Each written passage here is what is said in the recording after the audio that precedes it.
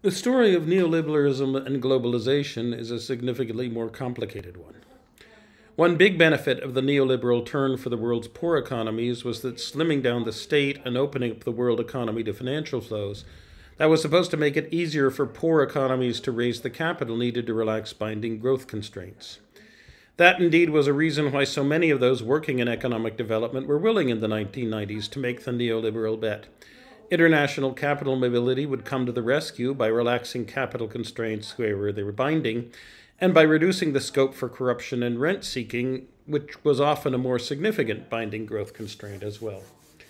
The hope was that, like the pre-1913 era of British overseas investment, which financed a huge amount of industrialization in the resource-rich temperate periphery of the world economy, net capital outflows from the industrial core would finance much late 20th and early 21st century industrialization, as long as the neoliberal slimmed-down state made foreign investors confident that their wealth would be secure and not taken from them by Cubans with guns.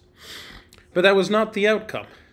While international capital flows soared after 1980, the large net flow of capital from rich to poor countries simply never materialized.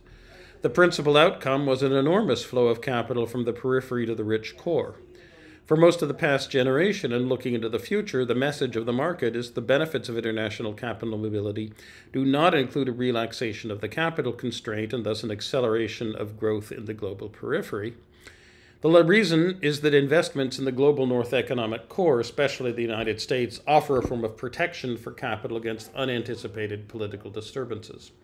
So it is the rich and the super rich of the global South who benefit from the political risk insurance that international capital mobility enables them to buy by squirreling their wealth away elsewhere. So far, at least, the balance sheet for the neoliberal turn in the global South would seem to be strongly negative. No benefit in terms of increased access to capital on net, and thus no boost to investment and industrialization, at the price of a great deal of enrichment and security for their upper classes whose wealth has at best a very dubious origin. And yet it really depends on what neoliberalism is. Is Rajiv Gandhi's and the subsequent turn away from the Indian version of social democracy, the over-bureaucratized license Raj version, is that counted as part of the neoliberal turn? It almost surely should be, and it paid absolutely enormous dividends in terms of India's economic growth. Was China's turn away from Mao to Deng and to the policies of to get rich is glorious, and it does not matter whether a cat is black or white. What matters is whether a cat catches mice. That determines whether it is a good cat. Is that part of the neoliberal turn?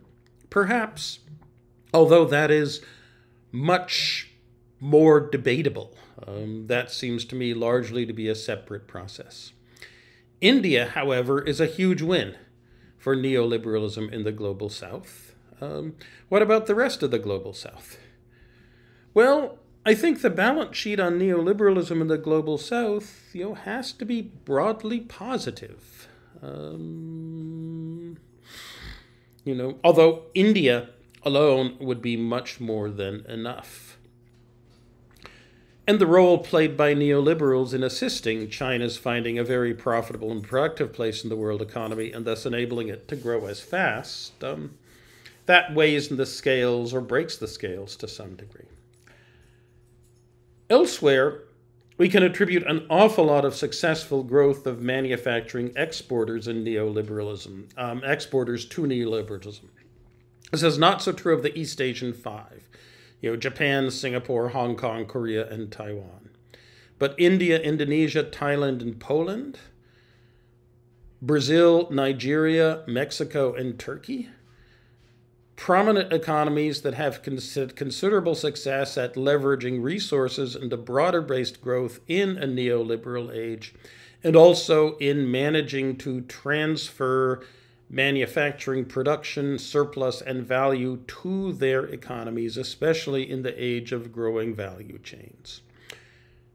The Washington Consensus may well not have worked. Its poster boy, after all, was Argentina. But the coming of neoliberalism to the global south looks, even from today's perspective, like much more of a plus than a minus, even removing India from the balance sheet.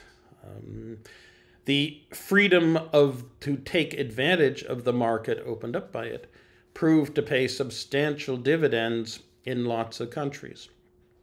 As to the broader point that a slimmed down state would be a less corrupt state and a less development unfriendly state, I think that was always an argument. I do not think that there is much evidence that it is in fact true. That the benefits of neoliberalism for emerging markets seem to have largely been that they allowed them to find a niche in the changing, growing division of labor to take part in creative destruction, without having global north economies and polities regulate their own markets for their own advantage, so as to diminish their likelihood of finding such a place.